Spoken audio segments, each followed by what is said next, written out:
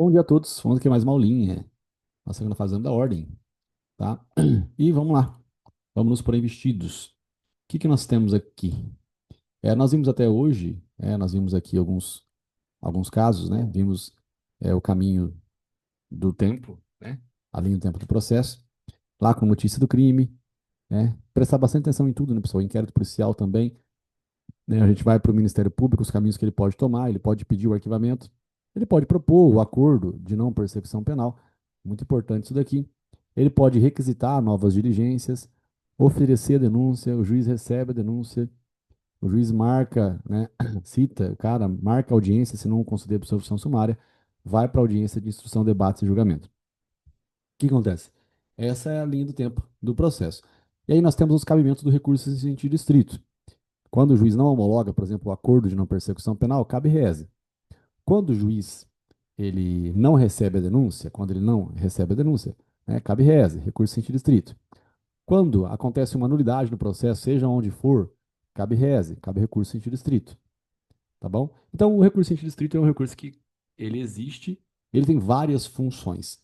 Inclusive, quando você tem uma sentença aqui de condenação ou de absolvição, cabe apelação. Mas se a apelação não subir, cabe reze, cabe recurso em sentido estrito. Então, o recurso em sentido estrito, ele tem diversas funções. Tá? O recurso em sentido estrito tem diversas funções. A mais famosa é justamente, na verdade, a do tribunal do júri. Quando você acaba essa linha do tempo do processo, mas você tem a primeira fase do júri se findando, que é o mais conhecido, aí também cabe rese em alguns casos, e o que mais cobra é da decisão de pronúncia. Então vamos lá. Ó, essa é a linha do tempo do processo. Se eu tiver aqui, ó, no final, na audiência de instrução, e o juiz ele toma as posturas dele, né, lá do Tribunal do Júri, do crime doloso contra a vida, ele tem lá o PAD, né, a pronúncia, a absolvição, a desclassificação e a impronúncia. Pronunciar é mandar o cara para a segunda fase do júri.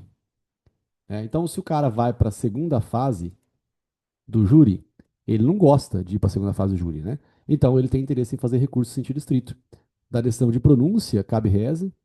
Da decisão de desclassificação, também cabe reze.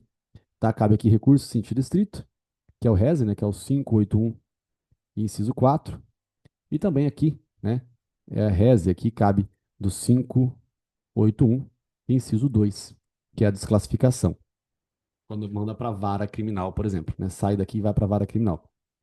E quais são os fundamentos que a gente utiliza, né, dentro do recurso em sentido estrito? Se você pecar pelo excesso, nunca tem problema, né? Então, Rafa, eu não sei o que que eu faço no recurso em sentido estrito, né? Quais são as teses que eu utilizo no recurso em sentido estrito?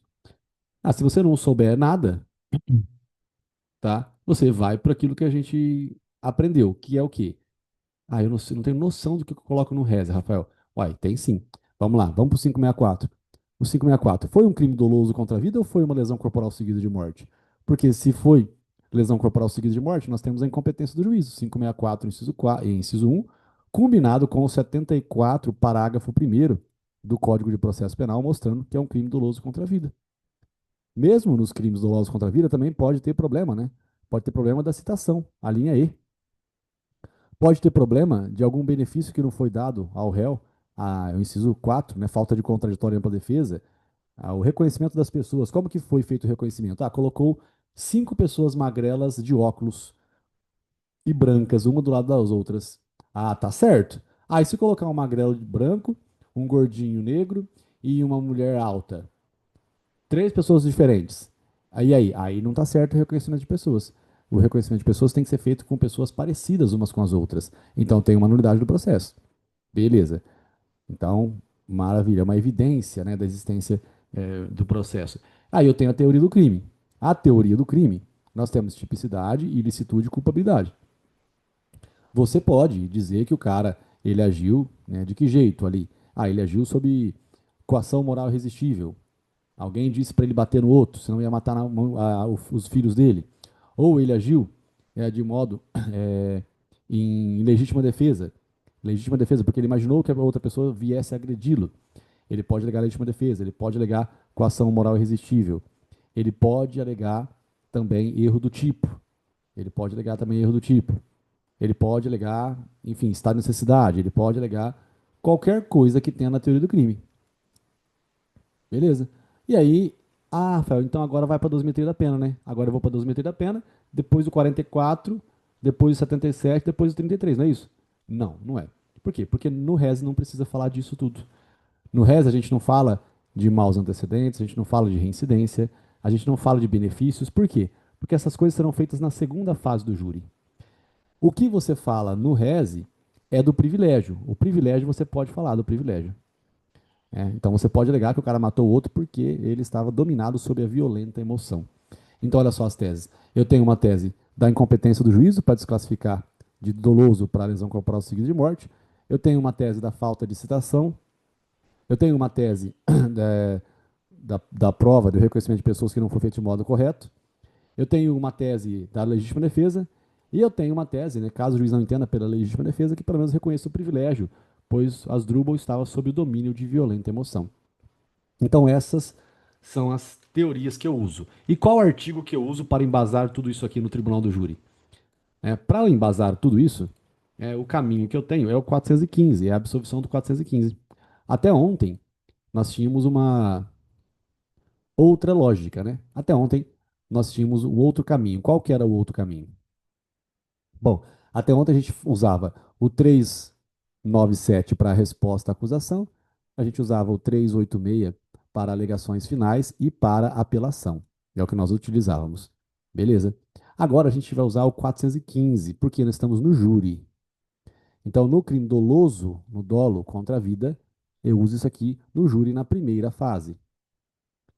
Na primeira fase do júri, eu uso o 415. Por que, Rafael, que eu uso o 415? O 415 você vai usar na resposta à acusação, você vai usar nas alegações finais, é o que você vai usar na primeira fase do júri. Você vai usar também em recurso sentido estrito. Isso na primeira fase do júri, tá? Por quê? Vamos ver. Olha só, o próprio artigo do CPP. Ó, Ctrl F, 406 começa o júri, né? Olha só, 406 começa o júri. Ó, do procedimento relativo aos processos de competência do Tribunal do Júri, da acusação e da instrução preliminar. Olha só, presta atenção que é a mesma linha do tempo do processo até hoje. Ó. O juiz, ao receber a denúncia ou a queixa, ordenará a citação do acusado para responder à acusação. Então, existe resposta à acusação na primeira fase do júri. Por escrito, no prazo de 10 dias. Então, aqui eu não uso o 396, eu uso o 406 como fundamento da peça. O prazo previsto no caput deste artigo será contado a partir do efetivo cumprimento do mandado ou do comparecimento em juízo do acusado ou do defensor constituído. O prazo previsto de 10 dias, né, será contado a partir do efetivo cumprimento do mandado, o oficial de justiça entregou, ou alguém compareceu em juízo. Ou alguém compareceu em juízo e descobriu lá no balcão do fórum que tinha um processo contra ele.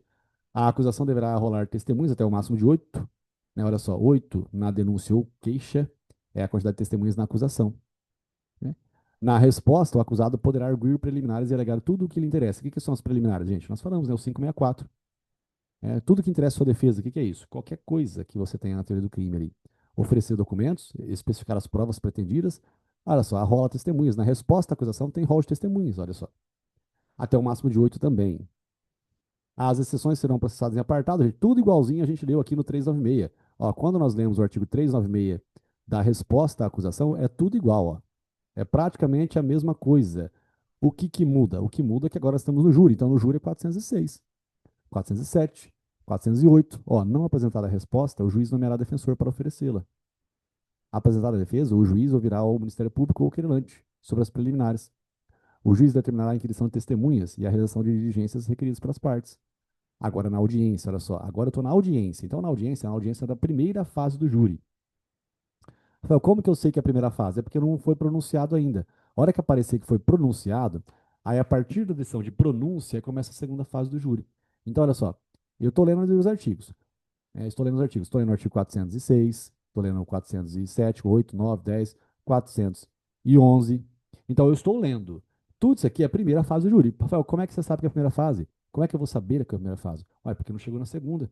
Rafael, isso é ridículo. Ué, não é ridículo. A hora que você vê a decisão de pronúncia, a decisão de pronúncia é que está mandando para a segunda fase. Essa aqui ainda é a primeira fase. Ainda estou na primeira fase, ó. Aqui tudo isso aqui é a primeira fase, né? Primeira fase. Agora, foi pronunciado? Agora mandou para onde? Para a segunda. Agora, lá, onde está a segunda, né? Onde está a segunda? Aqui, ó, segunda fase, né? A segunda fase apareceu aqui agora. Beleza, aí a partir da segunda fase é outra história. Mas até então, eu estou na primeira fase.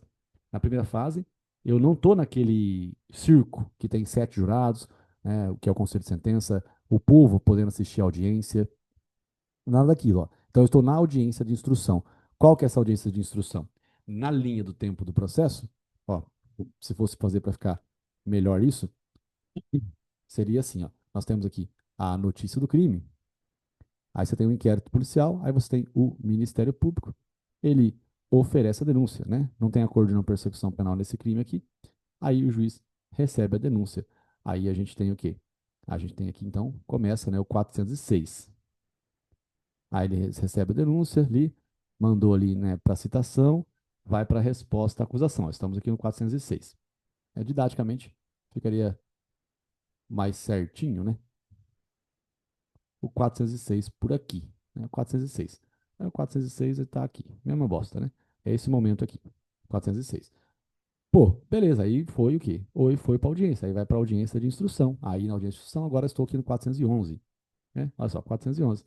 Esses são os fundamentos dos momentos processuais é, em que eu me encontro.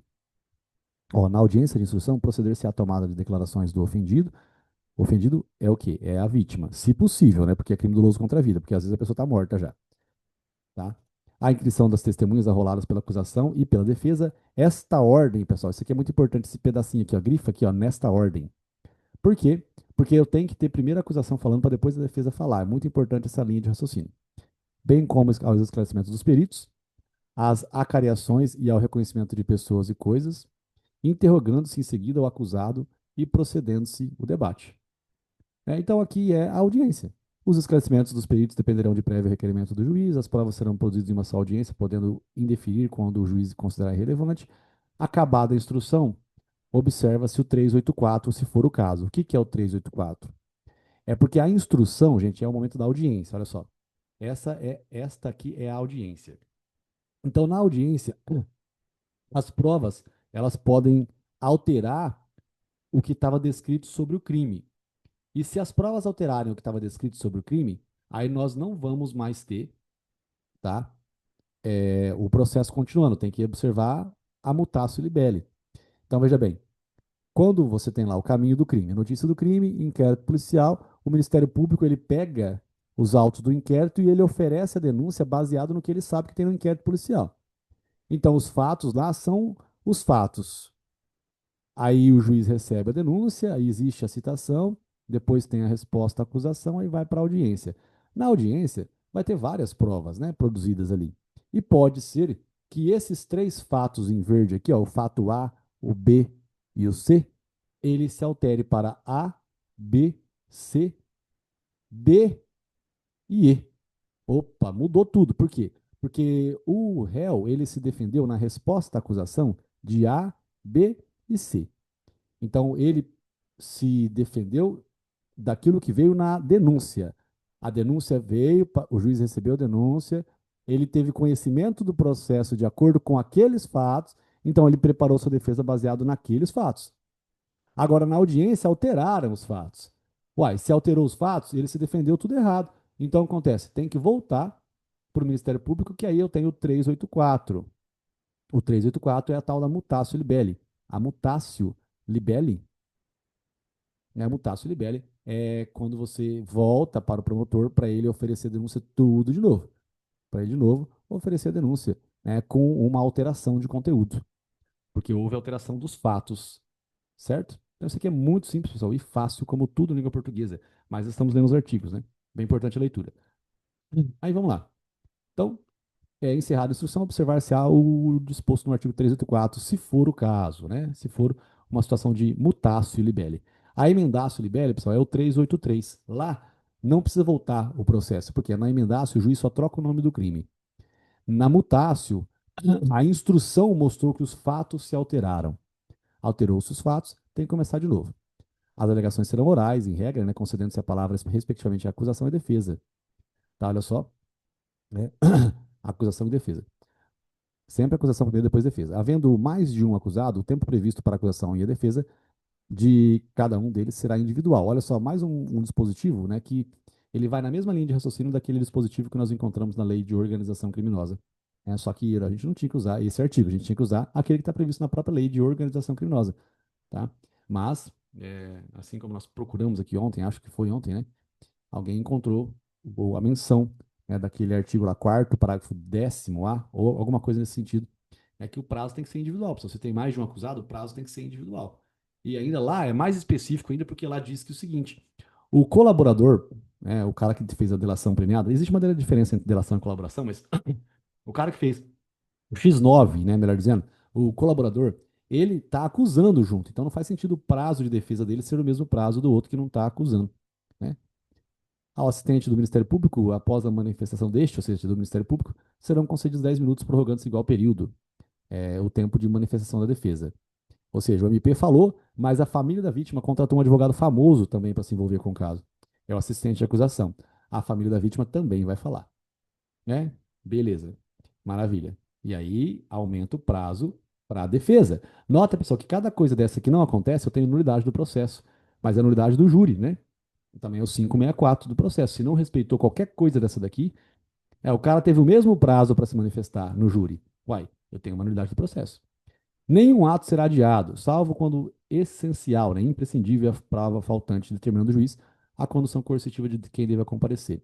A testemunha que comparecer será inquirida, independente da suspensão da audiência, observado em qualquer caso a ordem estabelecida no caput deste artigo, ou seja, se for uma testemunha que tem que comparecer de acusação e ela não comparece, não dá para continuar. Tá? Por quê? Porque a acusação tem que falar primeiro. Então, eu não posso ouvir todas as testemunhas de defesa e depois intimar as testemunhas de acusação para comparecer. Tá? Então, a testemunha que comparecer será inquirida, independente da suspensão da audiência. Só que não pode deixar de observar a ordem estabelecida no caput, que é o quê? Primeiro fala de acusação, depois fala de defesa. Após os debates, o juiz ou proferirá sua decisão ou fará em 10 dias, ordenando que os autos para isso lhe sejam concluídos. O procedimento será concluído no prazo máximo de 90 dias. Esse artigo aqui, pessoal, é um artigo bem interessante, porque ele fala do prazo, né, do procedimento do tribunal do júri, são 90 dias. O artigo 400, ele fala do prazo, né, do processo comum no sumaris, no ordinário, 60 dias. E tem algum outro artigo que fala de 30 dias, que é o procedimento sumário. Tá? Então, eu não sei de cabeça os artigos, tá? Mas olha só, o do júri, o procedimento do júri ele tem um prazo de 90 dias. O procedimento ordinário tem um prazo de 60 dias. O sumário de 30 dias. Tá bem? Eu poderia colocar aqui, não, é só colocar 30, Ctrl F, 30. Aí eu escrevo 30. 30. Ó, na audiência de instrução, o julgamento a ser realizado no prazo máximo de 30 dias. Ó, é o procedimento sumário. Pronto, já achou. Artigo 531, né? Pronto, achou aqui. Facinho, como tudo em língua portuguesa. Se fosse 60, pessoal, é do 400 lá. 60, né? Faça assim, assim, 60, né? Ó, na audiência de instrução e julgamento a ser realizado no prazo máximo de 60 dias, né? Então esse aqui é o caso, né? O 90 é o do júri. 90, né? Olha só. O procedimento será concluído no prazo máximo de 90 dias. Agora, gente, agora eu entendi que eu estava na primeira fase do júri. Então, eu estava dizendo tudo isso aqui para dizer que ao término da primeira fase do júri, eu fico usando o artigo 415, tá? Ô, Onyx, eu estou falando muito rápido, tá tranquilo? Como é que é? Me fala aí, né? Que aí, se estiver muito rápido, eu pauso, né? Volto, explico de novo algum pedaço, tá? Então, eu estava falando tudo isso para a gente parar na primeira fase do júri, né? Estamos aí na primeira fase do júri. Beleza, então, maravilha. Até então, eu falei, ofereceu denúncia, citou, né? Na verdade, recebeu denúncia, né? Enfim, recebeu denúncia, aí houve citação, aí tem a resposta à acusação. O artigo que fundamenta a absolvição é o 415. Aí eu fui para as alegações finais, aí eu vou para o quê? 415. 415 é o fundamento da absolvição. É claro que o artigo que fundamenta a resposta à acusação é o 406, o que fundamenta a alegação final é o 411. É diferente dos outros, pessoal, né? Sem ser no júri, era o 396, né? E aqui era o 403, parágrafo terceiro. Mas não tem dificuldade, porque se você estiver dentro do júri, você vai encontrar lá no índice remissivo resposta à acusação júri, 406. Alegações finais, júri, 411. Alegações finais, aconteceu. Aí nós temos alegações finais, ela acontece por quê? Porque nós estamos, esse momento é o momento da audiência de instrução e debates. Então aqui estamos no mesmo momento. Esse aqui é o mesmo momento. Tá beleza, tá tranquilo, mesmo momento. E todo mundo feliz e juntos, saltitantes. Mesmo momento aqui, todo mundo contente. Tá, ótimo. Aí vem o julgamento. O julgamento, né? O julgamento, nele nós temos o que pode acontecer, que é a pronúncia, que é a absolvição, a desclassificação e a impronúncia. Eu continuo na primeira fase do júri. Eu continuo, estou na primeira fase ainda. Então, quando o cara é encaminhado para a segunda fase do júri, hora que eu for fazer o meu recurso em sentido estrito, que é o artigo 581, que é o cabimento, né? Vou colocar até em verde aqui, porque eu estou colocando os cabimentos de verde, né? O 581, inciso 4, que é o cabimento, né, do recurso em sentido estrito, eu vou usar o que interessa a mim. Só que o fundamento, se eu encontrar uma tese de absolvição, é o 415. O 415 é a absolvição, é o mais importante. Se eu não conseguir a absolvição, eu vou tentar, né, uma desclassificação. Se eu não conseguir uma desclassificação, eu vou tentar uma impronúncia. Mas tudo isso eu faço no meu recurso em sentido estrito. Esse aqui é a audiência de instrução e debates, tá? Aqui é a audiência de instrução, debates e julgamento. É aquilo que eu sempre desenho. Como eu tinha colocado alegações finais aqui, eu acabei não querendo apagar e juntei tudo, né? Então aqui alegações finais, ela vai acontecer justamente na audiência de instrução, debates e julgamento, tá? Se fosse fazer para ficar melhor do que esse desenho aí, seria a mesma coisa, assim, né? Mas faz sentido porque eu fiz a separação, né? Então não precisaria fazer separação. Ó, eu recebi a denúncia, citação, resposta, acusação. Aí vai para onde? Vai para audiência de instrução, debates. Né? Aí, só reiterando, 415, absolvição, 415, absolvição. O cabimento, resposta, acusação, 406, audiência de instrução e debates, 411. Aqui eu tento fazer com que o juiz não pronuncie.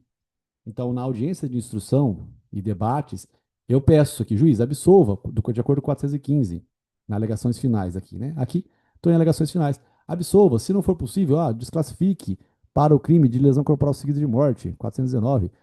Se não for possível, não tinha prova para pronunciar o cara, 414, impronuncio o cara. Então, isso aqui tudo eu faço nas alegações finais do júri. Alegações finais do júri, né?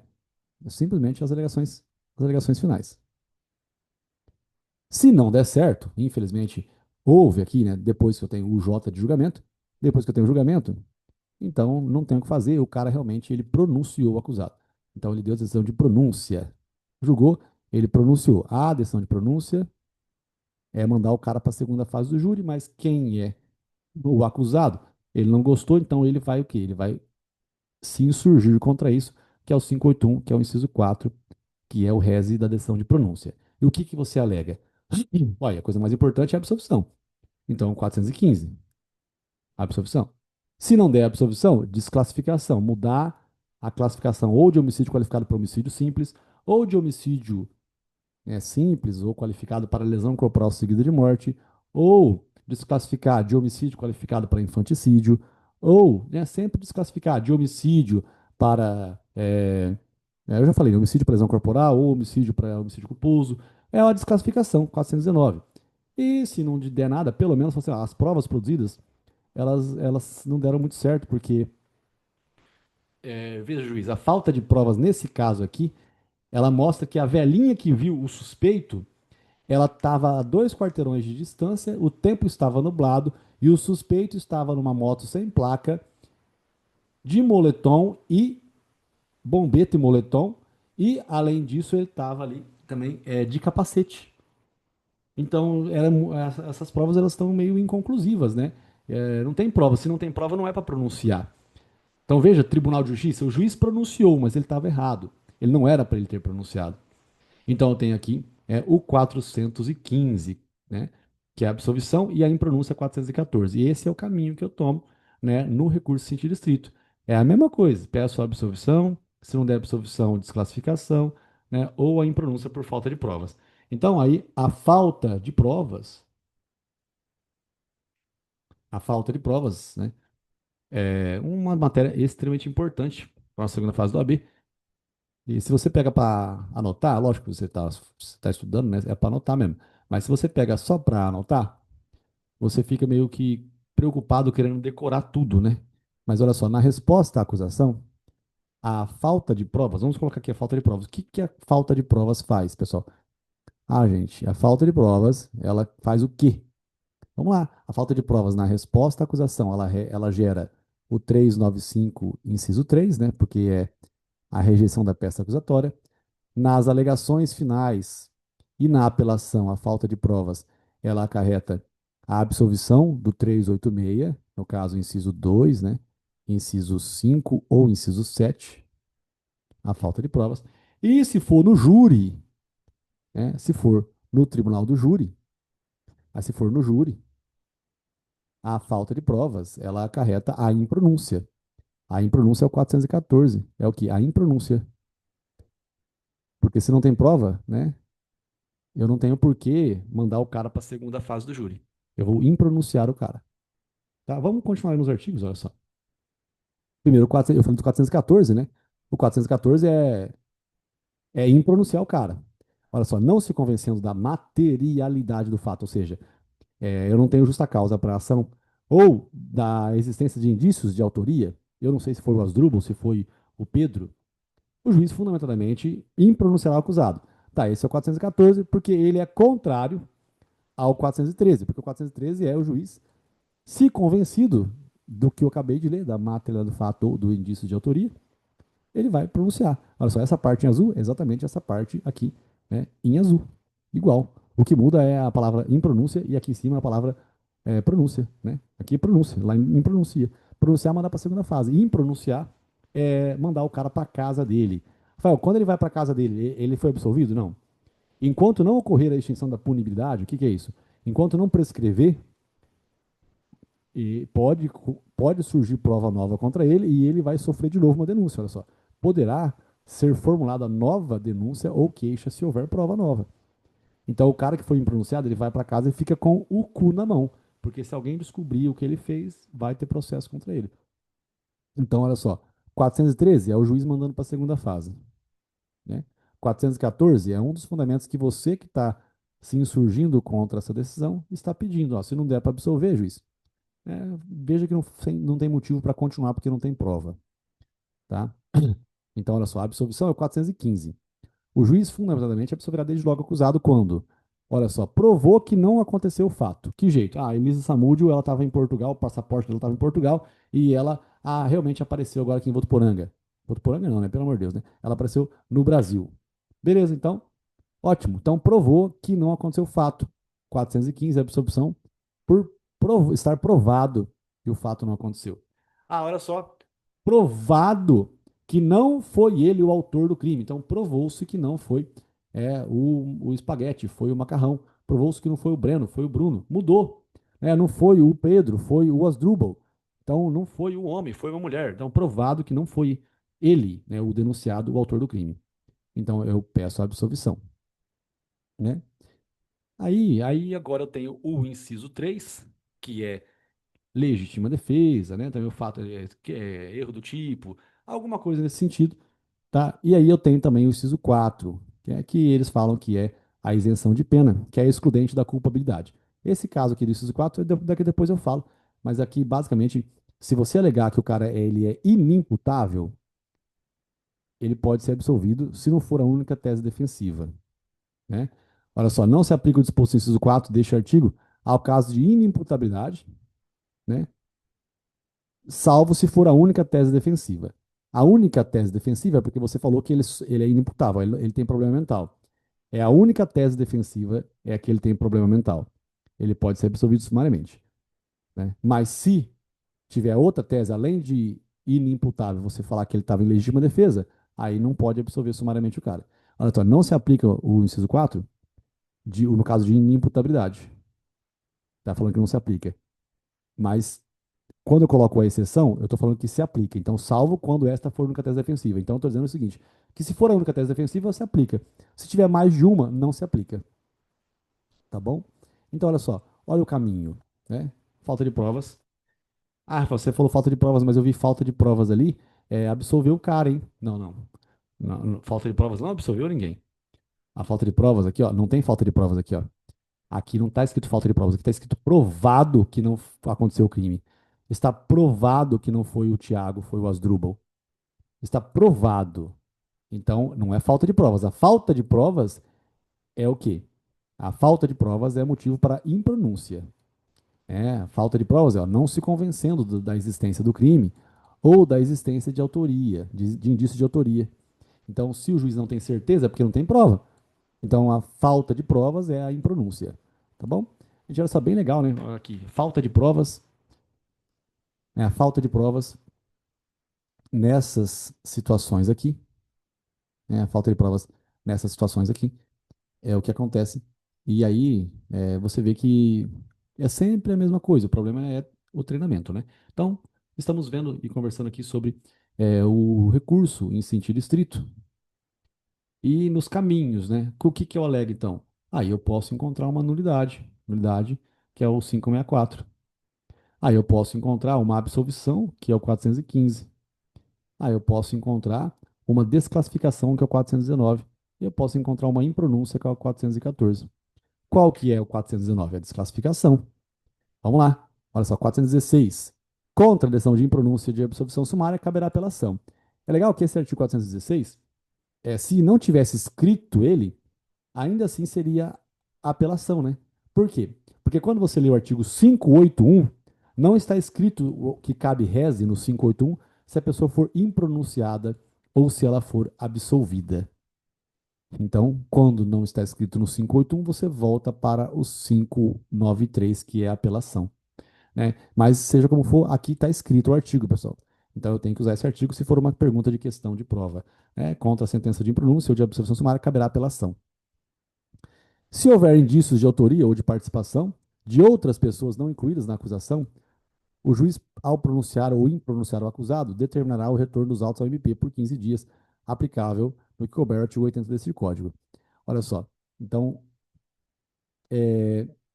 se houver indícios de outras pessoas que não estavam incluídas na denúncia, o juiz fala assim, cara, o promotor, cara, eu até concordo que o Asdrubal praticou aqui e um Uber o levou lá no bar para ele matar os outros. Mas esse Uber aí parece que ele é amigo dele, né? É amigo dele, tá? Não, olha só, eles estão sempre em churrasco juntos. Então eu tô acreditando aqui, tem aqui indícios de que o cara que é o Uber é amigo dele. Então, olha, se houver indícios de autoria de participação de outras pessoas não incluídas na acusação, o juiz, ao pronunciar, né, o Asdrubal, ou impronunciar o Asdrubal, ele vai determinar o retorno para o MP. Falar, MP, ó, eu sei que você fez a denúncia contra o fulano, né? Mas parece que o Beltrano tá junto. Então, olha só. Então, eu vou ter que fazer de novo, né? Essa alteração das coisinhas aí. Olha só, poderá separar o processo, se acontecer, né, de ter um menor de idade envolvido. Ó, será facultada a separação dos processos quando as infrações tiverem sido praticadas em circunstâncias de tempo ou de lugar diferentes, ou quando pelo excessivo número de acusados, e para não lhes prolongar a prisão provisória, ou por outro motivo relevante, o juiz reputar conveniente a separação. Lógico que quando tem menor de idade envolvido, pessoal, não é escolha do juiz separar, é obrigatória a separação, tá? Eu que acabei me precipitando ao falar, mas quando tem menor de idade envolvido, é obrigatória a separação. Só está sendo mencionado aqui que às vezes, né, tem que separar. E aí você oportuniza a separação. Observado no que for aplicável ao caso, né, o artigo 80 deste Código. Olha só, havendo então indícios, ao pronunciar, determina o retorno ao MP. Retornar ao MP, gente, é para que o MP ele altere de novo a denúncia, né? O juiz poderá dar ao fato definição jurídica diversa da constante da acusação, embora o acusado fique sujeito à pena mais grave. O que é isso aqui? O juiz poderá dar ao fato definição jurídica diversa? É a emendatio libelli. A emendatio libelli é a mesma coisa lá do 383. Ele está mudando a definição jurídica, é o conceito do crime, né? Então ele pode alterar o nome do crime, tá? Porque não tem prova nova. Mantiveram-se as mesmas descrições fáticas, tanto de testemunhas quanto de perícia e documentação. O juiz poderá, ao dar ao fato, definição jurídica diversa. Terminaço libelli. Tá certo? Se for alterações, mutatio libelli. Né? Quando o juiz se convencer em discordância com a acusação da existência de crime diverso dos referidos no parágrafo 1º do artigo 74, que é a previsão dos crimes dolosos contra a vida, e não for competente para o julgamento, remeterá os autos ao juiz que o seja. Essa é a desclassificação. Né? Então, olha só. Absolvição, 415. Desclassificação, 419. Impronúncia, 414. Né? Remetidos os autos do processo a outro juiz, à disposição deste ficará o acusado preso. A intimação da decisão de pronúncia será feita pessoalmente ao acusado, ao defensor e ao Ministério Público, ao defensor constituído, ao querelante e ao assistente do Ministério Público, na forma do disposto no artigo 370. Né? Então, nós temos aqui a intimação da decisão de pronúncia. O cara foi mandado para a segunda fase do júri, comunica o cara, comunica o advogado dele, comunica o MP, comunica o defensor constituído, nomeado, pessoal, é porque o cara não tinha condições de contratar um advogado, né? Ou o juiz escolheu um lado do nada para ele. Ao constituído é que ele escolheu, constituído que o cara que formou, né, a defesa dele, escolheu um advogado para formar. Ao querelante, que é o cara que faz queixa-crime, difícil queixa-crime em crime doloso contra a vida, e o assistente do MP também. Assistente do MP, gente, é o cara que é a família da vítima, né? Será intimado por edital acusado solto que não for encontrado. Beleza. Existe citação por edital no júri? Sim. Será intimado por edital o acusado que não for encontrado. Preclusa a decisão de pronúncia, os autos serão encaminhados ao presidente do tribunal do júri. O que é precluso? Pronunciou, ninguém recorreu, acabou, está na segunda fase do júri. Não tem mais, agora acabou isso aí. Agora, estamos na segunda fase do júri? Estamos na segunda fase do júri. Tá bom, lá dentro agora, ainda que preclusa a decisão, havendo circunstância superveniente que altere a classificação do crime, o juiz poderá ordenar a remessa dos autos ao MP. Porque quando o cara foi pronunciado, a vítima estava em coma. Então era homicídio tentado. Depois que já foi pronunciado, mesmo ninguém recorrendo, ela morreu, homicídio consumado. Tá? Então é possível alterar. E em seguida os autos serão encaminhados, né? Serão encaminhados ao juiz para a decisão. Aí, gente, agora, preparação do processo para o julgamento em plenário. O plenário é a segunda fase do júri. Então, assim, até o 421, ó, estou na primeira fase do júri. Né? Aí, isso aqui tudo é preparação. Ao receber os autos, o presidente do júri determinar a intimação do Ministério Público, deliberando sobre os requerimentos de provas por ser produzidas. Quando a lei local da organização judiciária não atribuir ao presidente do tribunal do júri, prepara o julgamento, o juiz competente remeter-lhe aos autos. Do alistamento de jurados, eu vou ter a lista de jurados. Então aí eu tenho toda agora a preparação, desaforamento, imagina, né? Todo mundo, igual naquele filme de investigação que nós falamos aqui, do Daniel Craig lá, né? Que era o 007, agora ele faz parte de uma trilogia de investigações. Então aí você vê que naquele caso do padre lá que possivelmente matou outro padre, todos os fiéis da igreja tinham certeza que era o primeiro padre. Então, naquela comunidade, ninguém gostava desse padre. Então, dificilmente ele vai ser absolvido naquela comunidade. Por isso que o pessoal faz o quê? O desaforamento. Ó, se o interesse da ordem pública é o reclamar ou houver dúvidas sobre a imparcialidade do júri, vai acontecer determinar-se-á o desaforamento. Ó, a primeira fase vai até o 421. Né? Até o 421, a gente estamos na primeira fase. Certo? Aí, enfim, mandou para a segunda fase, agora a gente prepara. Faz o quê? Faz o sorteio dos 7 jurados, né? Muda a cidade se acreditar que aquela cidade ela é suspeita para a pessoa ser condenada, né? Que mais? Bom, depois eu leio mais esses aqui. A organização da pauta é o caminho, né? Primeiro faz o júri do quê? Dos acusados presos. Depois, dentro dos presos, aquele que está mais tempo na cadeia. E se todos, né, em igualdade de condições, os precedentemente pronunciados. Quem foi o primeiro que foi pronunciado? Primeiro vamos fazer o júri dessa pessoa em si. Né? O assistente somente será admitido se tiver requerido sua habilitação até 5 dias antes da data da sessão de plenário. O cara, para se habilitar como assistente de acusação, ou seja, para ele participar do debate oral lá, ele não pode chegar no dia e falar, eu vim aqui participar. Não, ele tem que ter se habilitado pelo menos 5 dias de antecedência. Estando o processo em ordem, o juiz presidente mandará intimar as partes, ofendido, se for possível, né, claro, as testemunhas, os peritos, quando houver, para a sessão de instrução de julgamento, observando o que couber o 420 deste código, né? O que aconteceu. Aqui o sorteio dos jurados. Depois eu leio de novo assim dentro da segunda fase, júri. Vamos parar aqui na primeira fase que eu estou no RESE, né? No recurso em sentido estrito. Então, gente, o que que a gente faz, né? No recurso em sentido estrito? É isso aqui. Só isso aqui, tranquilamente. Eu vou ler o 413. Por quê? Porque, olha só, o juiz, se ele é convencido que teve o crime e que tem indícios de autoria, ele vai pronunciar o acusado. O que acontece? É, a fundamentação da pronúncia, que é mandar para a segunda fase do júri, ela se limita a indicar que existiu o crime e que existem indícios de autoria ou de participação do Asdrubal. É isso que ele tem que fazer. Ele não pode se empolgar com a acusação e começar a falar que o réu foi frio calculista, que é óbvio que esse crime assola a sociedade e que a atitude dele ela estimulou outras pessoas a se tornarem mais violentas naquele bairro depois desse crime. Ele tem que parar só no fato de que o Pedro morreu e o Asdrubal é suspeito. Acabou. Ele tem que parar aqui.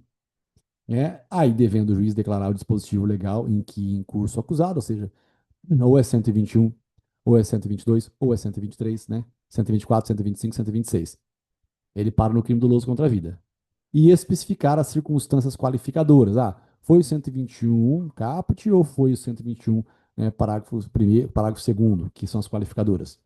Então, ele tem que dizer se é homicídio simples ou homicídio qualificado. Ó, o Pedro morreu. O Asdrubal matou ou é suspeito. O homicídio é qualificado e eu tenho uma causa de aumento de pena eventualmente. Aí, se tem causa de aumento, pessoal, você pode também falar do privilégio. O Asdrubal matou o Pedro porque o Pedro estava estuprando a filha dele. Pronto. Então, matou queimado? Sim, homicídio qualificado pelo emprego de fogo. Matou queimado? Sim, mas na terceira fase eu falo do privilégio. Tá, então você pode, né, pedir o privilégio. Na decisão de pronúncia, você pode pedir o privilégio aqui no recurso em sentido estrito. Então, olha só, as nulidades eu falo. Também eu falo, pessoal, eventualmente de prescrição, né? Que a gente não trabalhou com prescrição ainda. Aí eu falo da absolvição, falo da desclassificação, falo da impronúncia. É o caminho. E eu também falo, eventualmente, de um privilégio. O privilégio, ó, o privilégio é o domínio, né? Sob o domínio de violenta emoção. Né? O que é o sob o domínio de violenta emoção?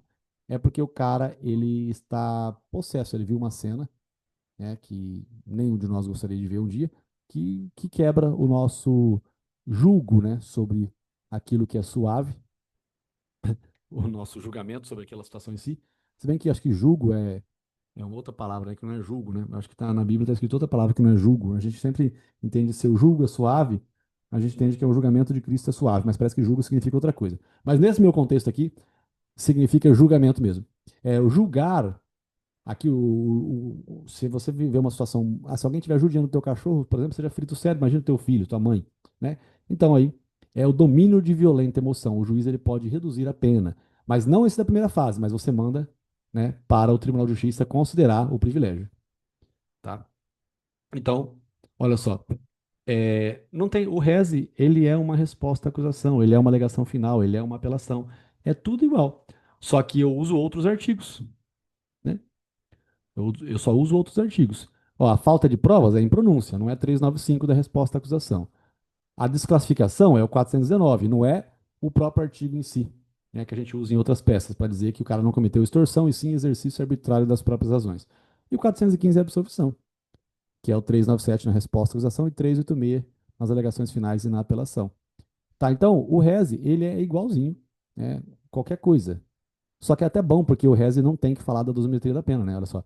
Você vê que aqui não tem 44, 77, não tem que falar aqui de agravante, atenuante, de pena base, né? Não tem nada disso. Por quê? Porque o rese ele trata do crime doloso contra a vida e acabou.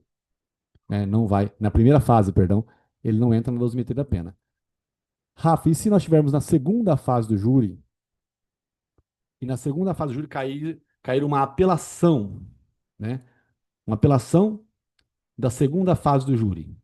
Ah, tá. Aí então aí teve a primeira audiência de instrução, debate, julgamento, teve a decisão de pronúncia, o cara foi mandado para a segunda fase do júri. Então até aqui era a primeira fase. Agora a partir daqui é a segunda fase. E aí, na segunda fase do júri, os sete jurados, um, dois, três, quatro, cinco, seis, sete jurados, juiz, promotor, advogado e réu. Aí daqui saiu uma condenação. Condenação. Ah, então a partir dessa condenação, eu tenho agora o 593, inciso 3 do CPP. Então agora é apelação, mas porque eu estou na segunda fase do júri, depois de todo mundo ter trabalhado e condenado o cara. Então agora é apelação. E aí sim, aí eu tenho eventualmente a letra A, que é a nulidade, a letra B e a letra C, que é a dosimetria da pena, e a letra D de dromedário. Aí aqui é quando a prova dos autos for contrária à decisão dos jurados. Então, aí sim eu falo da dosimetria da pena, mas é na segunda fase do júri. Nunca caiu essa peça aqui de dosimetria da pena na segunda fase do júri. Tá bom? Bom, vamos ler então um probleminha de recurso em sentido estrito. Agora 11h03. Vamos parar 5 minutinhos para tomar um café? 11h08 a gente volta. Beleza? Onyx, rapidinho. Vamos pegar um café. Um café, carinha.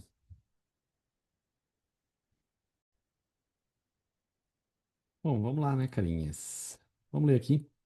Então, um problema, tá? Vamos ler um problema. É, acontece, pessoal, conforme a gente vai lendo, né, a gente vai anotando as teses que a gente imagina que seriam as corretas, né? Vamos lá. É, Rodrigo foi denunciado pelo crime de homicídio simples consumado. Ah, beleza. Então, aparentemente algo relacionado ao júri. Vai ser uma resposta à acusação do júri, uma alegação final do júri, ou um recurso em sentido estrito do júri, da primeira fase do júri, com a causa de aumento prevista na parte, na primeira parte do artigo 121, parágrafo 4º. Bom, então, ao que tudo indica, eu tenho aqui, né, uma acusação por homicídio, que é a qualificação do delito, é o 121, homicídio. E aí, olha só, falaram da causa de aumento de pena. Então, quando eles falam da causa de aumento de pena, aqui do 121, parágrafo 4º, o que eu vou ter que fazer? Eu vou ter que dar um jeito de tirar, né? Foi aquilo que eu comentei. Eu não falo de dosimetria da pena no RESE, mas eu falo sobre aumentos e diminuições de pena, que é o que está no 413, parágrafo 1º. Então, o 121, homicídio, né? Homicídio. O parágrafo 4º, aumento de pena. Eu tenho que tirar isso daqui. Também, pessoal, pode ser que não seja homicídio. Pode ser que eu tenha que desclassificar. Pode ser que eu tenha que tirar o homicídio doloso e passar para homicídio, né, culposo ou passar para lesão corporal seguida de morte. Tá? É o que eu vou fazer. Eu vou desclassificar daqui para outra coisa. Tá? Lembrando que para ser homicídio culposo não pode ter dolo de lesão corporal. Porque se o cara tem dolo de lesão corporal, pessoal, ele tem dolo de lesão corporal. Se a pessoa morrer sem querer, é seguida de morte. Então, dolo de lesão corporal responde por lesão corporal, não responde por homicídio culposo. Homicídio culposo acontece quando você não tem dolo de lesão corporal. Se você tem dolo de lesão corporal, lesão corporal. Se não morreu, lesão corporal. Se morreu, lesão corporal seguida de morte. Tá? Então tem que se levar em consideração sempre o dolo. Pode ser que eu tenha essa tese aqui também. E aí, aparentemente, né, eu tenho que tratar dessas coisas aqui. Vamos lá. Vamos ler, continuando com o problema. Então, o Rodrigo foi denunciado pelo crime de homicídio simples, consumado com a causa de aumento prevista na parte primeira, né, do artigo 121, parágrafo 4º, perante o júri da comarca de São Paulo. Bom, excelentíssimo senhor doutor juiz do Tribunal do Júri, na comarca de São Paulo, capital. De acordo com o que consta na denúncia, em 26 de dezembro de 2019, pronto, tem data. Se tem data, gente, o que acontece? Eu já tenho que ficar esperto, porque as datas, né? As datas, elas estão sempre relacionadas para eu verificar se tem algum tipo de prescrição ou se aquele crime que foi criado, ele foi criado naquela época correta em si. Por exemplo, eles jogaram aí. em dezembro de 2019. Em 2020, então olha só, em janeiro de 2020, veio o pacote anticrime, né? Em janeiro de 2020 veio o pacote anticrime. Você não precisa saber quando veio. Você tem só que ver no teu Vadimeco as datas que tem as coisas novas que apareceram, né? Então, o janeiro de 2020 veio o pacote anticrime. Só que a lei, ela apareceu em 2019. Ela apareceu lá em 2019. Então, em dezembro de 2019, veio o pacote anticrime. Então, eles jogaram isso aqui para confundir a cabeça da gente, né? Para verificar se a gente se envolve com um erro desse daqui. Tá, mas o vigor só entrou em 2020, daquelas previsões. Não sei se vai ter essa tese aqui, tá? Mas é uma, uma possibilidade, tá? Então, olha só. De acordo com o que consta na denúncia, no dia 26 de dezembro de 2019, ou seja, se o cara, vamos supor que ele matou uma criança, pessoal, em 2019. Em 2019 não tinha homicídio qualificado pela criança ainda. O que tinha era a agravante da pena por matar a criança. Mas não existia. Quando você matava a criança, a pena ainda era de 6 a 20. Aí tinha a agravante por ter matado a criança, mas não era qualificado ainda o crime de homicídio contra a criança. Inclusive, não caiu na prova da OAB até hoje. Já estamos em 2026, alterou em 2022. Homicídio qualificado contra a criança ainda não caiu na prova da OAB. Tá? Caiu no exame número 31 ou 33 ou 32, né? Caiu. Eu tô falando do número porque um amigo meu passou nessa época aí. E caiu é, homicídio contra a mulher, feminicídio. Então, o feminicídio não caiu em 2015, quando apareceu, caiu em 2020, ou 2019, ou 2021, né? Caiu em 2021, por exemplo, o feminicídio. Então, não cai no ano da reforma. Não cai no ano da reforma. Por quê? Porque eles não querem que você fique comprando um vadimeco. Vamos supor que der errado de você passar agora. Se você for fazer repescagem, você não tem que comprar vadimeco novo. Eles não cobram coisa novinha na segunda fase. Na primeira fase eles cobram, mas na primeira fase você não precisa de vadimeco, né? Na segunda fase, eles não cobram isso. Então, eu só estou fazendo esse comentário porque o homicídio contra a criança ele veio novo em 2022. Até hoje não caiu, já faz 4 anos. Mas se for mais ou menos na mesma base do feminicídio, que alterou em 2015, se você atirasse uma mulher em 2014, você não respondia por feminicídio ainda, porque foi criado somente em 2015. Tá? Então, a da criança foi 2022, certo? Então não cobrou até hoje, está mais ou menos na mesma ideia, mais ou menos na mesma época, 4 anos para 5 anos ali, então tem chance de cobrar matar criança. Aqui não disse nada sobre quem morreu até agora, tá, gente? Eu só estou aproveitando a frase aqui, né, o pedacinho da. Eu estou aproveitando o pedacinho da data, né, para falar sobre datas. Datas, a gente pensa em prescrição e a gente também pensa é, em qualificação do delito, né? Às vezes o crime ele não era qualificado ainda nessa data aqui. Se bem que aí, só um comentário, né? A gente tem que ver certinho, né? É, olha só o que aconteceu. Na boate, nessa data aqui, Rodrigo teria desferido um soco na barriga de João, além de ter lhe dado um empurrão. Ele deu um soco e um empurrão, que fez com que a vítima caísse em cima da garrafa de vidro que segurava.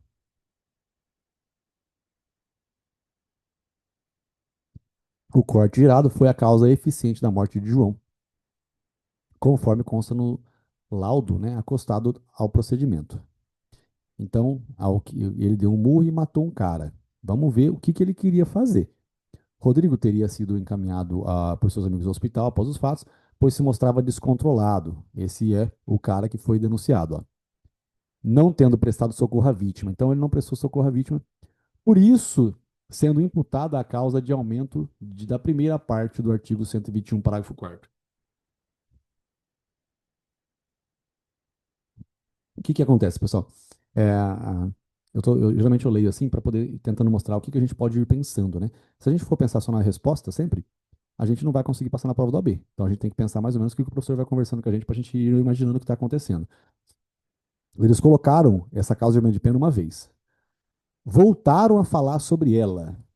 Então, você pode ter certeza que você vai ter que dar um jeito de tirar essa causa de aumento de pena. E nunca é tão fácil. Mas quando você sabe que tem que tirar, mesmo se você não souber o que escrever, inventa, mas você tem que tirar essa causa de aumento de pena, certo? Você pode ter certeza que deve estar escrito lá que a causa de aumento de pena é quando o cara não presta socorro à vítima. Certeza que deve estar escrito isso aí. Certeza, certeza, certeza. Tá? Certeza. Agora, só que eu tenho que ir lá ler, né? Eu tenho que ir ler no artigo 121 para ver o que é que está escrito lá, né, no artigo 121 do Código Penal. Eu só vou. Eu não quero falar a resposta para vocês, na verdade, eu não queria nem ler para não falar a resposta, mas olha só, é certeza que eu tenho que tirar. Ctrl F, 121. Gente, 121, homicídio, né? Matar alguém, beleza. Aí eu tenho aqui caso de diminuição de pena, que é quando ele está sob o domínio de violenta emoção. Não, nada foi provado sobre isso aqui, né? A gente não leu tudo também. E aqui tem o parágrafo quarto, né? Olha só, o caso de aumento de pena do parágrafo quarto. Na primeira parte, ó, tá escrito aqui, ó. Olha só, primeira parte, né? Ó, primeira parte, primeira parte. Vamos lá. No homicídio culposo, essa é a primeira parte. A pena aumentada de um terço se o crime resulta de inobservância de regra, né? Ou se o agente deixa de prestar imediato socorro à vítima, não procura diminuir as consequências do seu ato. Então, olha só, a causa de aumento de pena tem aqui se ele deixa de prestar socorro à vítima. Eu não vou ficar lendo para não falar para você qual que é a resposta, né? Mas isso é a primeira parte. Essa fala, né? Não vou falar mais, porque senão eu vou falar a resposta, né? Essa é a primeira parte. Então, nós estamos vendo aqui a logística, né, de ter que retirar o aumento de pena. Diante da inicial acusatória, Rodrigo procurou seu advogado, né, narrando que, no dia dos fatos, as câmeras de segurança registraram o momento em que uma pessoa desconhecida, de maneira furtiva, teria colocado substâncias entorpecentes em sua bebida, o que teria causado uma embriaguez completa. Rodrigo teria ficado descontrolado e, em razão disso, sem motivação, teria desferido um soco na barriga de João, empurrando-o em seguida apenas para que dele se afastasse, nem mesmo percebendo que a vítima estaria com uma garrafa de cerveja nas mãos. Olha só, a gente nunca tem 5 linhas à toa. Isso aqui, certeza que é uma tese. Destacou sequer saber por que quis lesionar João. Ele nem lembrou por que ele quis bater no João. Mas assegurou que o resultado da morte não foi pretendido. Ah, então ele não queria matar. E nem aceito pelo mesmo. Ah, então não era dolo eventual. Que precisou, inclusive, ser submetido a tratamento psicológico em razão dos fatos. Apresentou laudo de hospital elaborado logo após o ocorrido, constatando que estaria completamente embriagado em razão da ingestão daquela substância entorpecente, que teria sido colocada em sua bebida, bem como que naquele momento era inteiramente incapaz. Meu Deus do céu, ele só fala. Aqui a tese está inteirinha aqui.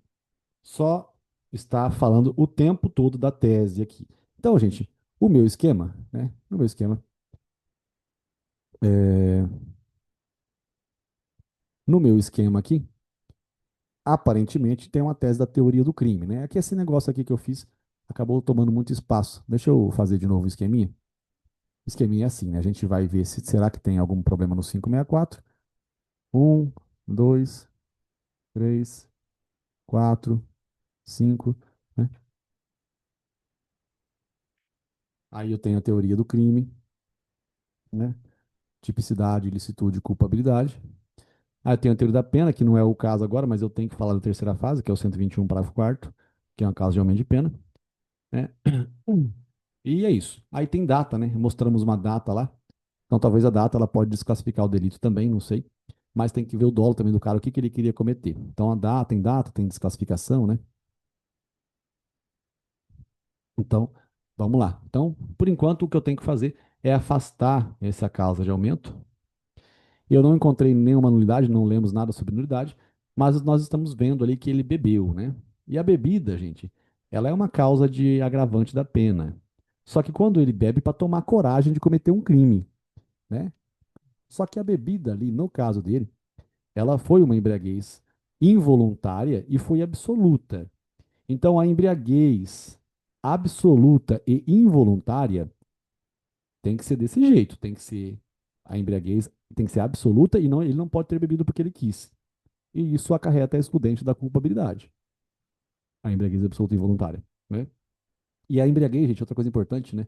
Nesse caso, não comentaram sobre isso, mas a embriaguez não é somente por álcool, tá? É álcool ou droga, tá bem? Aqui nada, não focou nisso, mas às vezes a gente vê lá droga na hora da prova e aí não acha que é embriaguez absoluta e involuntária. Tanto o álcool quanto a droga, eles causam a embriaguez absoluta e involuntária, né? Se o cara não bebeu, Para tomar coragem, você não usou droga específica para tomar coragem de cometer o crime. Tá, voltando aqui pro delito. Tudo isso aqui, gente, fundamenta a embriaguez dele absoluta e involuntária. Olha, ele era inteiramente incapaz de entender o característico dos fatos. É o que caracteriza, né, realmente a embriaguez absoluta e involuntária. Ó, a bebida foi colocada lá, olha só, câmeras, o cara de maneira furtiva, ou seja, sem ele perceber, teria colocado substância entorpecente em sua bebida, né, o que teria causado a embriaguez completa. Olha só, a embriaguez completa, inteiramente incapaz de entender o característico dos fatos. Essa, de maneira furtiva, talvez seja a expressão que deu dificuldade para algum aluno. É, ó, furto, pessoal, é subtração de coisa imóvel, né? De modo furtivo, é de uma maneira que alguém não consiga perceber o que está acontecendo, né? Alguém não viu. Né? Aqui não teve no dicionário nada para ser de sinônimo, mas de maneira furtiva é de um modo que ninguém conseguiu perceber. Olha só, ele ficou descontrolado, tal, né? Sem motivação, teria fez um soco na barriga de João. Ó, mas ele deu um soco, pessoal. Então, assim, ele está embriagado de modo absoluto involuntário. Mas ele deu um soco e um empurrão. Então, se nós olharmos na teoria do crime, vamos ver assim, ó. Ele deu um soco? Deu. Então eu tenho aqui tipicidade, eu tenho ilicitude, eu tenho culpabilidade. Então, eu não tenho como falar que o soco foi culposo. Eu tenho, né, uma conduta dolosa no soco. Ah, Rafael, mas acontece que ele estava sob embriaguez absoluta e involuntária. Tudo bem, mas a embriaguez absoluta e involuntária é o terceiro substrato do crime. O que significa isso? Eu passei pelo primeiro. Pelo primeiro, eu vi que ele deu soco, então não tem como eu negar que ele deu soco. Então ele tem dolo de lesão corporal. Rafael, mas ele estava embriagado. Não, tudo bem. A tese da embriaguez é uma tese de absolvição. A primeira coisa, né, é a absolvição. Mas se não der a absolvição, gente, não tem como negar que ele quis dar o soco, tá? Então, olha só, a principal tese, eu concordei, eu vi aqui que ele realmente deu um soco, não tem como negar que ele deu soco. Ah, mas ele estava embriagado, eu sei, mas ele deu soco. E aí eu posso buscar a absolvição pela embriaguez absoluta involuntária. Mas se não for possível a embriaguez absoluta involuntária, que é a primeira tese, aí eu vou pedir para mudar para a segunda tese. A segunda tese é o quê? É homicídio culposo? Não é culposo. Por que não é culposo? Porque ele quis dar o soco. Tá? Ele quis dar o soco. Então, se ele quis dar o soco, gente, é lesão corporal. Ah, o cara morreu. Então não é lesão corporal normal, é lesão corporal seguida de morte. Rafa, eu poderia ter falado sobre homicídio culposo? É, poderia, não perde ponto. Só que se você pede para desclassificar para homicídio culposo, você, sem querer, não ia ver a tese do artigo 121, parágrafo 4º. Porque quando você pede para desclassificar, os caras são filho da puta, eles são bons demais para criar a prova. Porque quando você pede para desclassificar para homicídio culposo, você, hora que fosse ler isso daqui, não ia ter como dizer que não é para aumentar. Porque o aumento de pena da primeira parte do artigo 121, parágrafo 4º, ele trata do homicídio culposo, ó. A segunda parte fala do homicídio doloso, ó. Olha que merda. Então, se você desclassifica de homicídio para homicídio culposo, você iria pedir a tese da absolvição, que era da embriaguez absoluta e involuntária, ia pontuar, mas não ia pontuar essa tese aqui, ó. Porque quando você desclassifica para homicídio culposo, você fala, nossa, se for culposo, tinha que ter um aumento de pena. Aí é onde que frita o cérebro. Então, é, é possível desclassificar de homicídio doloso para homicídio culposo? É claro que é possível, né, pessoal? Só que eu tenho que observar o que o cara queria. Nesse momento aqui, ele quis dar o soco. Então ele deu o soco. Então, se ele deu o soco, pessoal, é lesão corporal, tá? Ah, ele empurrou. Empurrar não é soco. Por isso que é uma tese que, assim, agora que eu estou falando, parece fácil, mas quando você está fazendo na hora da prova, você assusta, dá medo. Então eu tenho que olhar aqui, ó. Ele deu um soco. Então, deu um soco é uma coisa que eu consigo ver que ele fez. Empurrou. Empurrar é outra coisa que o cara fez. Então ele fez duas coisas, ele deu soco e ele empurrou. Se eu pensar só no empurrão, eu vou para homicídio culposo. Se eu pensar, se eu pensar no empurrão, eu vou para homicídio culposo. Se eu pensar no soco, eu vou para lesão corporal. Então eu fico na dúvida, qual que eu vou? A gente não tem como negar que ele quis dar o soco, então tem que falar sobre lesão corporal, tá? Se tivesse ido para homicídio culposo, fica difícil de você tirar aquela causa de aumento de pena. Não reprova, não, né, mas perde essa tese. Vamos continuar, né? Então, essa é uma tese que a gente perderia aqui, não seria muito bom, né? Mas não reprova, não. Você ainda tiraria, dá para tirar um 4,2 na peça ainda, se você erra a desclassificação. Após receber a denúncia, citação e apresentação de defesa, foi designada a audiência de instrução e julgamento na primeira fase do procedimento do júri, para a oitiva das testemunhas de acusação e defesa, além do interrogatório do réu. Então, beleza, aqui só contou o que aconteceu. Os policiais responsáveis pelas investigações e pela oitiva dos envolvidos, arrolados como testemunhas pelo MP, informaram ao magistrado que se atrasariam para o ato judicial. Olha só que maravilha, né?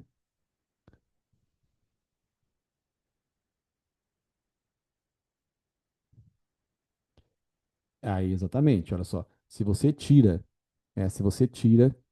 de dolo contra a vida e manda para homicídio culposo ou para lesão corporal seguida de morte, então você já tem que pedir para que seja encaminhado para a vara criminal sob pena, né, de nulidade pela incompetência do juízo. Né? Tem que pedir essa tese. Rafael, e se essa tese não aparecer no gabarito? Não, se ela apareceu ou não, não interessa. O que interessa é que nós sabemos como que é o certo, né? E aí você tem que pedir. Então, que se foi dito que o cara não tinha interesse, né, não tinha dolo contra a vida, eu tenho que mencionar isso daí, né? Eu tenho que mencionar que o local não está competente para o julgamento em si.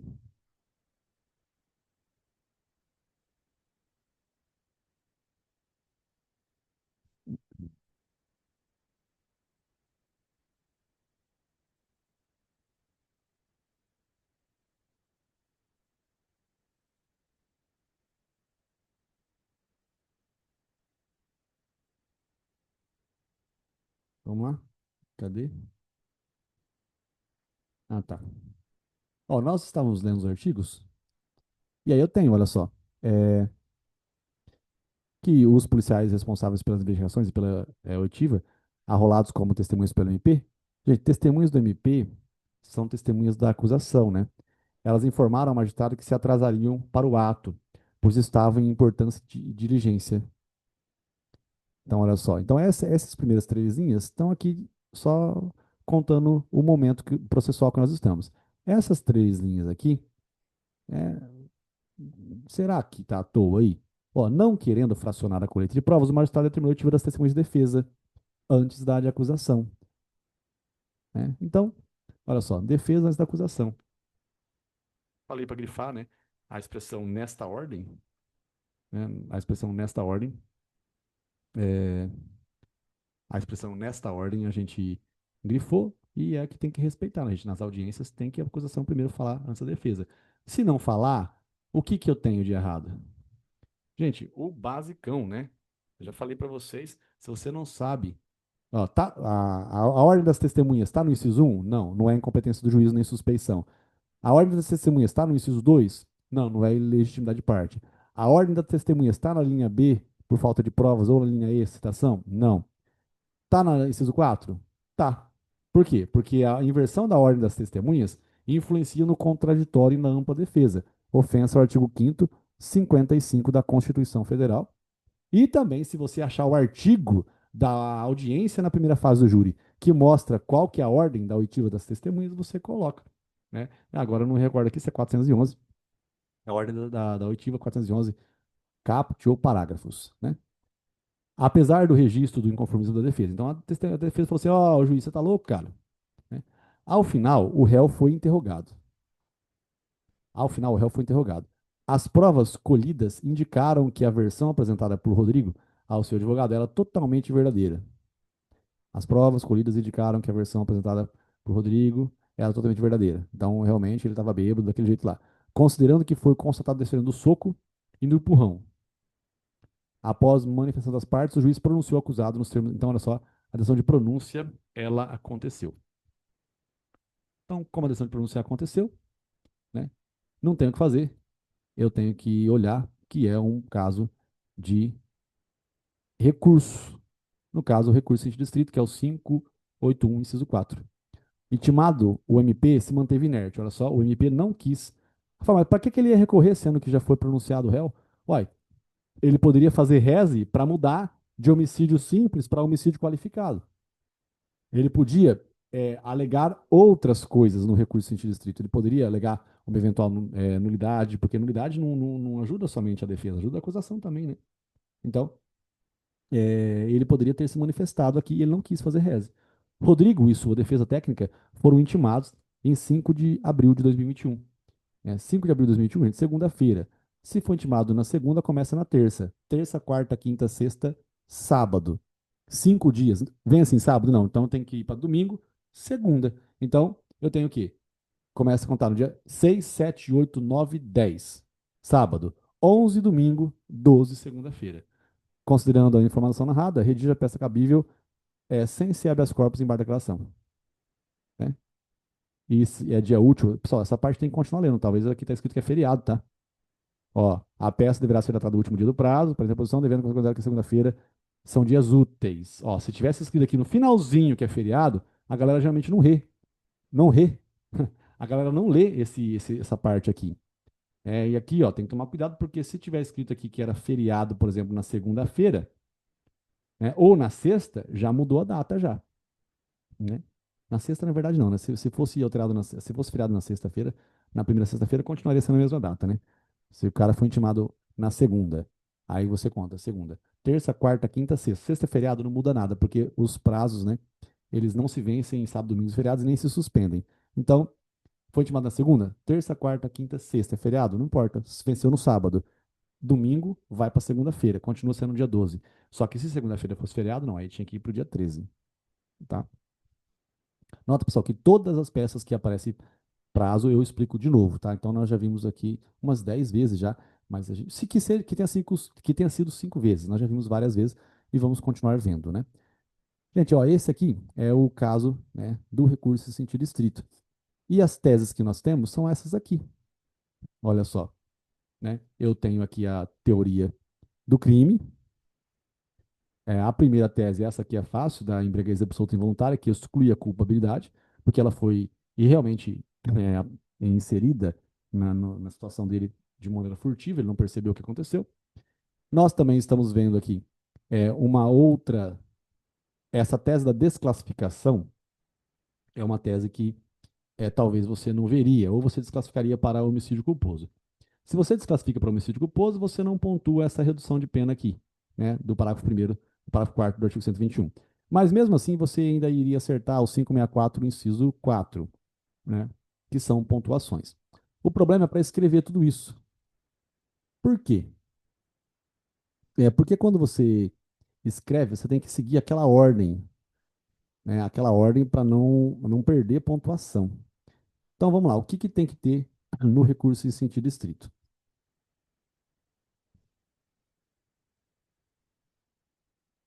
Ó, no recurso em sentido estrito, eu vou ter lá o endereçamento, né? Aí eu tenho o processo número, aí eu tenho a qualificação. Na qualificação eu coloco o artigo do caso, que é o 581. Ó, 581, inciso 4. Aí eu peço para que o juiz receba, né, processe e encaminhe, caso ele não queira se retratar. Então a retratação também é um artigo que é importante no júri, que é o 589. O 589 do CPP é um artigo do júri. Desculpa, é um artigo de retratação. O juízo de retratação é que o cara pode voltar atrás. Né? O juiz pode voltar atrás. Ele volta atrás aqui, né? Ele pode voltar atrás também no caso do agravo em execução, lá, que eu disse, inclusive, que naquela aula, né, que nós lemos o artigo 581 inteiro, que eu disse que é igualzinho, né? O agravo em execução é também a mesma coisa, endereçamento, né? Processo número, a qualificação. Aí eu coloco aqui, artigo 197 da Lei 7.210.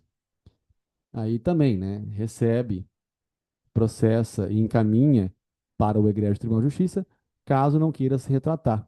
O juízo de retratação, que também é o 589 aqui do CPP.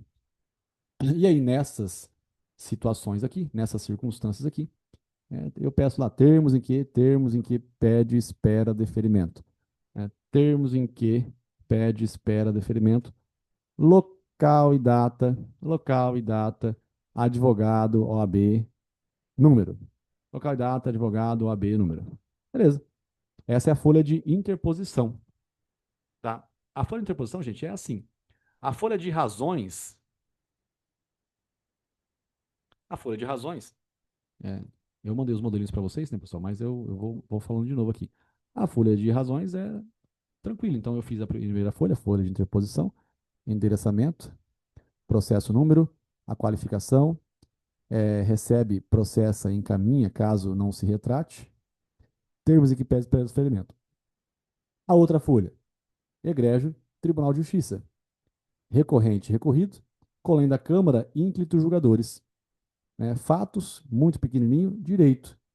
Aí no direito eu vou falar da embriaguez absoluta e involuntária, 3 parágrafos. Aí eu vou colocar do afastamento da majorante. Aí eu vou colocar 1, 2, 3. Aí eu vou colocar da nulidade pelo cerceamento de defesa. 1, 2, 3. Ou eu também coloco da nulidade pela incompetência do juízo. Aí eu coloco 1, 2, 3. Certo? Aí eu faço requerimentos finais. Requerimentos finais. Ante todo exposto, requer o conhecimento do presente recurso, provimento do presente recurso, com a consequente reforma da decisão de primeiro grau. Requer que se conheça o presente recurso, que dê provimento para que se reforme a sentença de primeira instância. Pronto, conhecimento, provimento e reforma da decisão de primeira instância. Esse é, essa é a forma da gente, essa é a forma da gente ver o caminho, né, do crime aqui em si, da linha do tempo, o caminho da estrutura da peça. Tá? Aí vamos ver a estrutura da peça, gente. Né, o recurso sentido estrito. Não, vamos ver o gabarito, né? Ó, o que que eu digo? O problema é seguir a ordem lógica das coisas, a gente não pode errar. Vamos ver o que que a gente consegue, o que que nós podemos conseguir pontuar aqui. Ó, distribuição dos pontos, né? Eu tenho 010 do endereçamento, excelente senhor doutor juiz de direito do Tribunal do Júri da Comarca de São Paulo, capital, vale 0,10. 581, inciso 4, 0,10. Aí, olha o tanto que vale, pessoal, o juízo de retratação, que é o 589, porque é uma coisa específica dessa peça.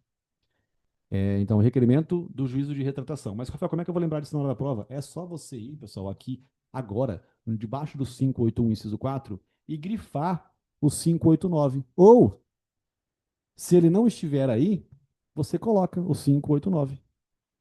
Então, olha só, requer, né, o juízo de retratação. Caso o juiz não entenda pela retratação, que encaminhe para o egrégio Tribunal de Justiça. Mas olha só, eles nem pediram isso, eles só pediram a retratação. Aí eu tenho as razões do recurso de distrito. Egrégio Tribunal de Justiça, São Paulo.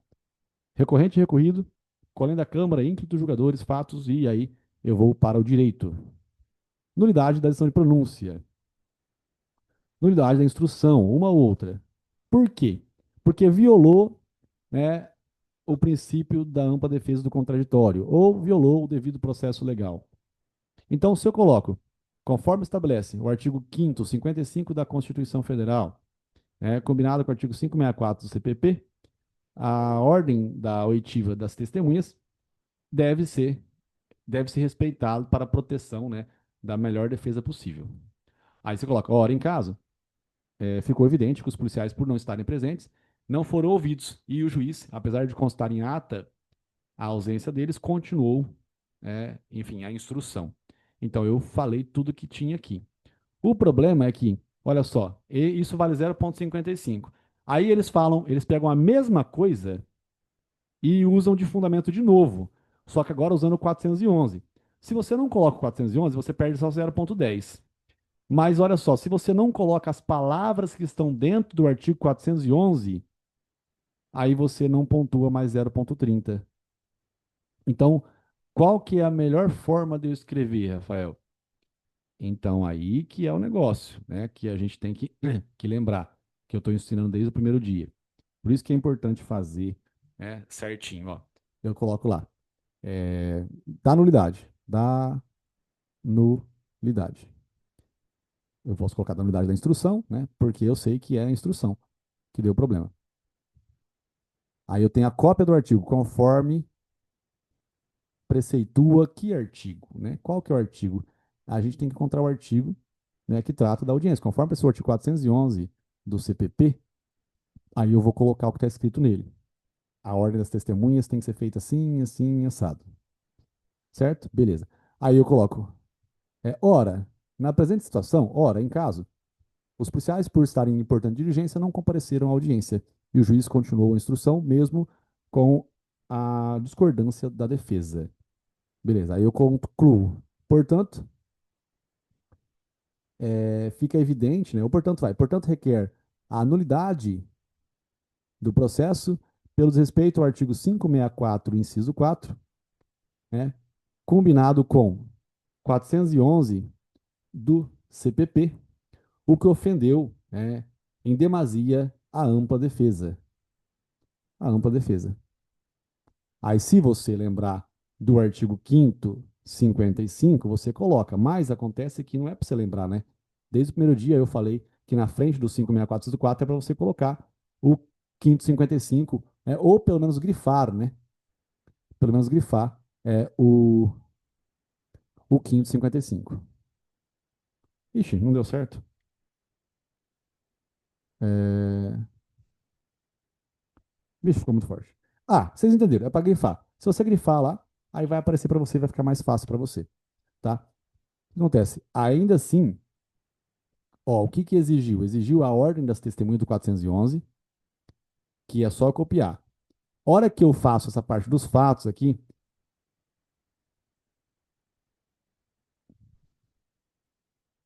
se eu colocar os fatos, igual eu estou ensinando desde o primeiro dia, mas já faz bastante tempo, eu vou pontuar. Mas aí você começa a perceber a importância, né? Que já faz tempo que a gente está vendo isso, você começa a perceber a importância. Esse artigo é importante porque ele fala o que a gente está procurando. Mas a gente começa a ver que esse 555 da Constituição Federal, se ele passa pela tua cabeça, você não pode deixar de falar da ampla defesa do contraditório. Porque o que, que é a ampla defesa? É a maior defesa possível. E a maior defesa possível acontece quando a acusação já acabou de falar e agora é minha vez de me manifestar. Então, existe defesa quando a defesa fala antes da acusação? Existe. Mas ela é ampla? Não, ela é restringida. Por quê? Porque não ouviu toda a acusação. Agora, se eu ouço toda a acusação, então eu tenho a maior forma possível de me defender. Então, automaticamente, a ampla defesa, pessoal, ela não pode faltar, né, quando eu estou nessa ordem de instrução.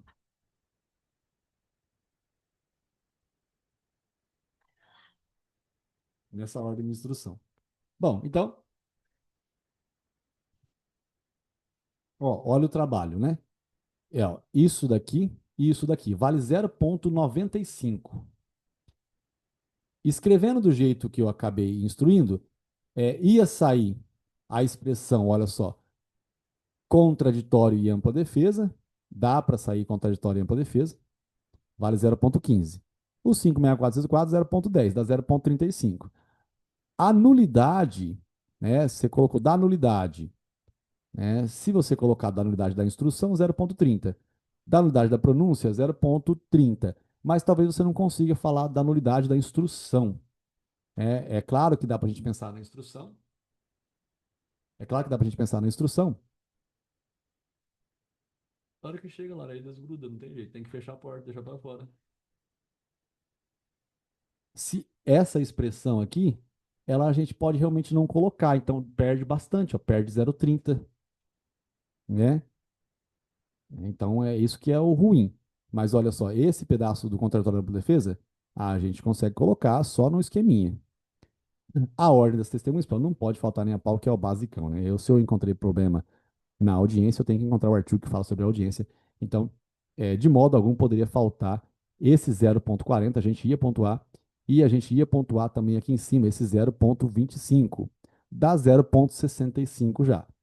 Essa expressão, o pedido correto de nulidade, aí a gente poderia perder 0,30 aqui. Vamos supor, né? Porque você não colocou a expressão nulidade da instrução. Eu não estou falando que você não vai colocar, tá, gente? Tanto é que a gente está vendo que está tendo problema na instrução. Só estou dizendo que essa pontuação aqui depende de estudar. As outras coisas que eu estou comentando não depende de estudar, depende de colocar o artigo que tem a ver com o assunto. Né? Isso aqui tudo depende de colocar o artigo que tem a ver com o assunto. Ó, 0,65. Aí eu vou agora para o mérito. Olha só. A absolvição sumária é o 415, né? Beleza, não tem como eu deixar de colocar, pessoal, porque eu estou justamente nesse artigo aqui em si, né? E aí eu tenho que. Qual que é a absolvição sumária, né?